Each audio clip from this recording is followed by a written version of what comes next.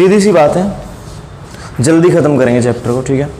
तो इतने ज़्यादा डेप्थ में जाऊंगा नहीं मैं, रिवीजन ही एक तरह से देखा जाए तो मेरी निगाह से तो, और टाइम भी कम है। देखो हमारा जो टॉपिक है, चैप्टर है, वो है रे ऑप्टिक्स। पहली बात, ऑप्टिक्स जो है उसको दो ब्रांच में डिवाइड करोगे। अरे तुम चुपचाप बैठ जाओ।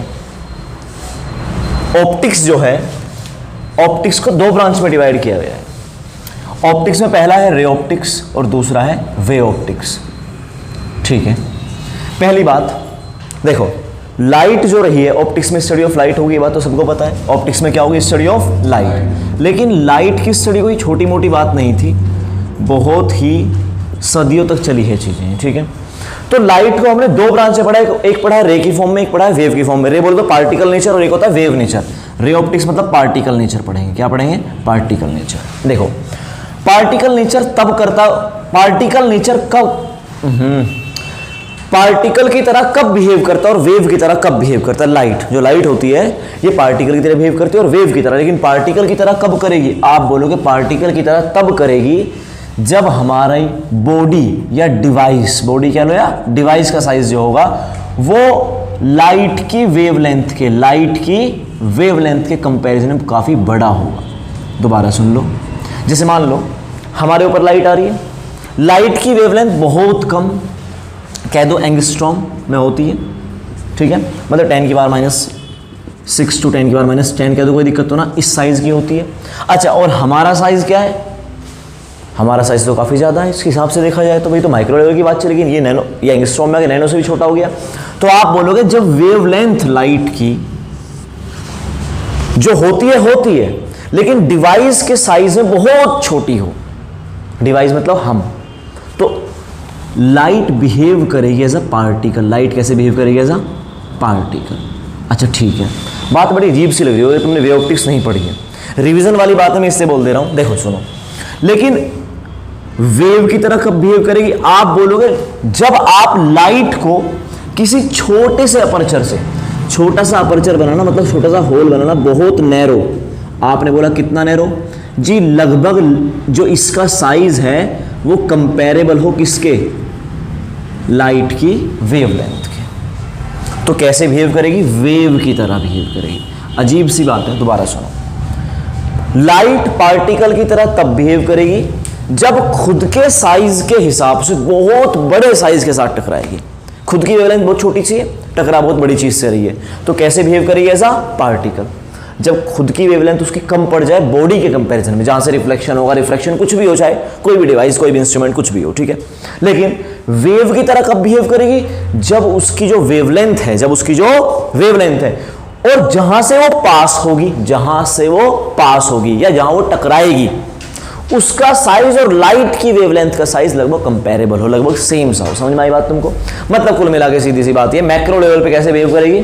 एज अ पार्टिकल, और माइक्रो लेवल पे कैसे बिहेव करेगी? As a wave. क्लियर है बात तुमको? तो ऑप्टिक्स हम कितनी ब्रांच से पढ़ेंगे? दो ब्रांच में, एक होगा रे ऑप्टिक्स, एक होगा वे ऑप्टिक्स। रे ऑप्टिक्स कब? जब आप कौन सा बिहेवियर पढ़ोगे? पार्टिकल नेचर पढ़ोगे। और वे ऑप्टिक्स कब? जब आप वेव नेचर पढ़ोगे। कौन सी नेचर पढ़ोगे? दो, वेव नेचर। तो ऑप्टिक्स में कितनी नेचर? आपने बोला लाइट की दो नेचर, एक तो पार्टिकल की तरह, एक वेव की तरह। पार्टिकल की तरह क्या होता है? आपने बोला पार्टिकल वाला सब कुछ हम रे ऑप्टिक्स में पढ़ेंगे। किसमें पढ़ेंगे? रे ऑप्टिक्स में, ठीक है जी। अच्छा, इसे हम ज्योमेट्रिकल ऑप्टिक्स ही बोलते हैं जी। ज्योमेट्रिकल ऑप्टिक्स क्यों बोलते हैं? देखो जी, कुल मिला के एक पार्टिकल सीधा जाएगा, बाउंस बैक होकर सीधा ही आएगा, खूब ट्राइंगल बनेंगे, खूब ट्रिग्नोमेट्री लगेगी, खूब ज्योमेट्री लगेगी, इसलिए कैसी ऑप्टिक्स बोल दिया? Geometrical optics. और वे ऑप्टिक्स को बोलते हैं फिजिकल ऑप्टिक्स। कैसी ऑप्टिक्स बोलते हैं? फिजिकल ऑप्टिक्स, ठीक है। तो कुल मिला के लाइट की कितनी नेचर? दो, एक पार्टिकल नेचर, दूसरा क्या पार्टिकल नेचर हर जगह होगा? आपने बोला नहीं। कब होगा? जिससे वो टकराए उसका साइज लाइट की वेवलेंथ से थोड़ा बड़ा होना चाहिए, काफी बड़ा होना चाहिए। और वेव की तरह बिहेव कब करेगी? जब लाइट की वेवलेंथ का साइज जहां से वो लाइट पास होगी उसी के लगभग कंपेरेबल हो। समझ में आ गई बात तुमको? क्लियर है बात? तो चलो जी, रे ऑप्टिक्स में शुरुआत करते हैं। सबसे पहला टॉपिक है, देखो क्या, जब भी किसी सरफेस पर कोई रे आएगी तो किसी ना किसी एंगल से तो आएगी। आपने बोला ठीक है, ये आपके पास एक रे आती है, किसी एंगल से आती है। एक और बात, एंगल कहां से मेजर होता है? एंगल कहां से मेजर होता है? आपने बोला जी देखो मेजर तो कहीं से कर लो। अक्सर हम एक्स एक्सिस से एंगल मेजर करते हुए आए हैं कि ये हो गई आपकी एक्स एक्सिस, ये आया इतने एंगल से, लेकिन नहीं, रे ऑप्टिक्स में हमेशा जो भी चीज मेजर होगी कहां से मेजर होगी? नॉर्मल से। कहां से मेजर होगी? नॉर्मल से। और एक ये वर्ड आपके सामने आया नॉर्मल। अब ये नॉर्मल होता क्या है जी? नॉर्मल होता है किसी भी सरफेस के परपेंडिकुलर एक लाइन ड्रॉ कर लो, ठीक है, दैट इज कॉल्ड नॉर्मल। तो कितने एंगल से आई? आपने बोला एंगल मेजर होगा नॉर्मल से, और ये इंसिडेंट रे है तो ये होगा angle of incidence, angle of incidence. अब ये रिफ्लेक्ट हुई, ठीक है। अब हमने क्या देखा, सब कुछ एक्सपेरिमेंटली हुआ है कि जितने एंगल से ये रे आई है उतने से ये रे जाएगी, तो ये एंगल ऑफ रिफ्लेक्शन हुआ। क्या हुआ? Angle of reflection. ये रिफ्लेक्टेड रे हुई, ठीक है ना। और अगर बात करूं रिफ्लेक्शन में कुछ लॉ बने हुए, लॉज ऑफ रिफ्लेक्शन जी। लॉज ऑफ रिफ्लेक्शन में ये बात कही गई या देखा गया, पहली बात, लॉज कब बनते हैं? जैसे मैं तुमसे कहूं हम पैदा हुए हैं तो मरने तो ही, हम हजारों साल से ही देखते आ रहे हैं, तो बन गया लो, मानते नहीं मानते? वरना कोई पहला आदमी धरती में मरा होगा तो तुम्हें पता है बहुत सारी थियरी आई होंगी, पता नहीं कैसे मर गया जी, पता नहीं क्या हो गया, कहाँ चला गया, कुछ था इसके अंदर वो चला गया, मतलब बहुत सारी बात हुई होंगी। लेकिन जब सभी मरने लगे, कह रहा ओहो इसका मतलब इतनी एज के बाद जाके आदमी लंबा हो लेता है, सीधी सी बात ये है। तो फिर धीरे धीरे क्या बन गया? कानूनी बन गया, लॉ ही बन गया कि ये नेचर का लॉ है। देखो इससे हम पीछे छुटा ही नहीं सकते। तो जब आप एक काम 1000 बार करो रिजल्ट आए सेम, तो आप क्या बोलोगे उसको? लॉ। तो लॉ ऑफ रिफ्लेक्शन क्या हुआ? आप बोलोगे हमेशा एंगल आई किसके बराबर देखा गया? एंगल आर के बराबर देखा गया। क्लियर है बात तुमको? आपने खूब एंगल चेंज किए, खूब एंगल, जैसे ही आपने एंगल ऑफ इंसिडेंस बढ़ाया ऐसे एंगल ऑफ रिफ्रैक्शन बढ़ा, ठीक है ना। तो ये आपने लॉ बना दिया कि ऐसा ही होता है, नेचर का ये फिनोमेना है। तो आपने बोला angle I equal to angle R, angle of incidence always equal to angle of reflection. ये पहला लॉ हुआ। दूसरा लॉ क्या हुआ? इसने बोला जी देखो ये इंसिडेंट रे है, ये रिफ्लेक्टेड रे है और ये नॉर्मल है, ये तीनों के तीनों एक ही प्लेन में और एक ही पॉइंट पर लाई करते हैं। समझ में आ गया? तीनों के तीनों एक ही पॉइंट पे है ना, और तीनों एक ही प्लेन में है, उसी प्लेन में है, उसी में, समझ रहे हो ना? कौन से वाले में? इस प्लेन में, जो बोर्ड का प्लेन है, ठीक है। मैंने कहा अच्छा ठीक है, अगर लाइट ऐसे आई तो आपने बोला ऐसे ही जाएगी, प्लेन नहीं बदलना चाहिए। समझ में आ रही बात तुमको? लाइट ऐसे आई तो ऐसे जाएगी, समझ रहे हो तो मेरी बात? प्लेन कौन सा? ये जो ये प्लेन बना ये वाला, समझ में आ रहा ना तुमको?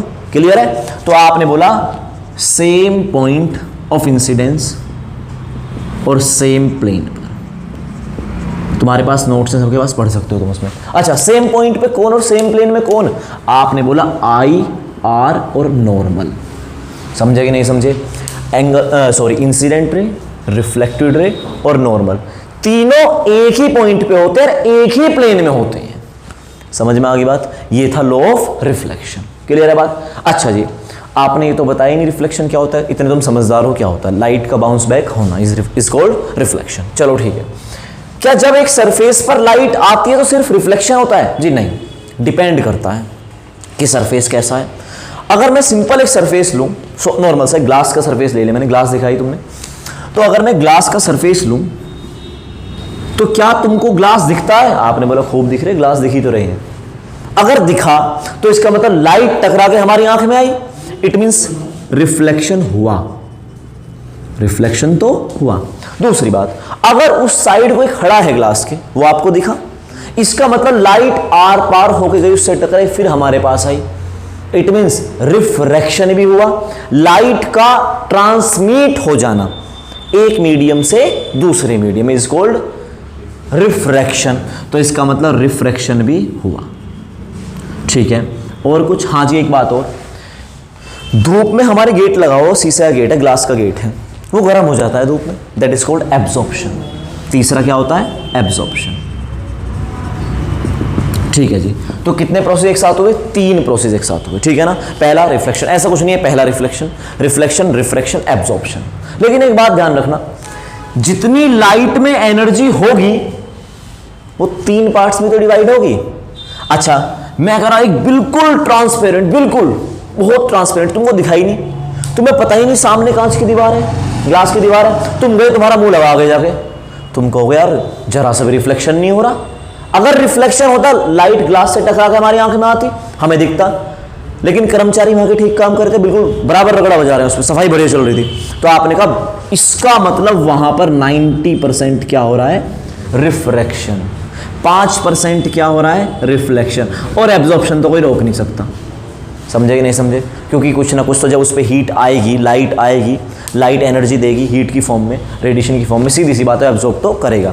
तो मान लो 100% लाइट आई तो कुछ परसेंट रिफ्लेक्शन, कुछ परसेंट रिफ्रैक्शन और कुछ परसेंट एब्जॉर्प्शन होगा ही होगा, पक्का। तो जब किसी सरफेस पे कोई लाइट आती है तो कितने प्रोसेस होते हैं एक साथ, 3, रिफ्लेक्शन, रिफ्रैक्शन और एब्जॉर्प्शन। लेकिन हाँ, आप ये मत कहना ये डेटा बिल्कुल करेक्ट है ना, अलग अलग तरीके से कभी पता चला 50% रिफ्लेक्शन, 50% रिफ्रैक्शन, पीछे आपने सिल्वर की कोटिंग कर दी, आपने तो मिरर ही बना दिया, मिरर बनते फिर 90% क्या हो जाएगा, रिफ्लेक्शन, 95% रिफ्लेक्शन, थोड़ा बहुत रिफ्रैक्शन और थोड़ा बहुत एब्जॉर्प्शन। समझ में आ गया? लेकिन 100% इन 3 चीजों में डिवाइड होगा, लेकिन 100% लाइट इन तीन प्रोसेस में डिवाइड होगी। क्या आपको इतनी बात समझ में आई? क्लियर है बात? चलो जी ठीक है। लॉ ऑफ रिफ्लेक्शन हुआ, ठीक है। ग्लास का आपने मैंने तुमको बता दिया, लाइट को कितनी उसमें पढ़ेंगे हम, 2 में, एक पार्टिकल नेचर और एक वेव नेचर। पार्टिकल नेचर कब होती है, जिससे वो टकराने वाली है उसका साइज बहुत बड़ा होना चाहिए लाइट की वेवलेंथ से। वेव ऑप्टिक्स कब होने वाली है, वेव नेचर कब बिहेव करेगा, जब वो ऐसी चीज से टकराएगी जब जो उसके साइज की हो, उसके साइज मतलब उसकी वेव की लेंथ का साइज, ठीक है ना। तो जब वेवलेंथ का साइज कंपेरेबल हो किसके हिसाब से, ऑब्स्टेकल है जो भी, अपर्चर जो भी सामने आया, होल आया जो भी सामने, उसके साइज के बराबर हो, तो कैसी नेचर होगी, वेव नेचर। मैंने YDSC में पढ़ाया था, डिफ्रैक्शन मैंने पढ़ाया था, सारी यही बात हुई थी। वेव ऑप्टिक्स तो पढ़ी होगी ना तुमने, वेव भी नहीं पढ़ी है, पढ़ी है नहीं पढ़ी, चलो कोई बात नहीं, ठीक है। ये था इसका इंट्रोडक्शन।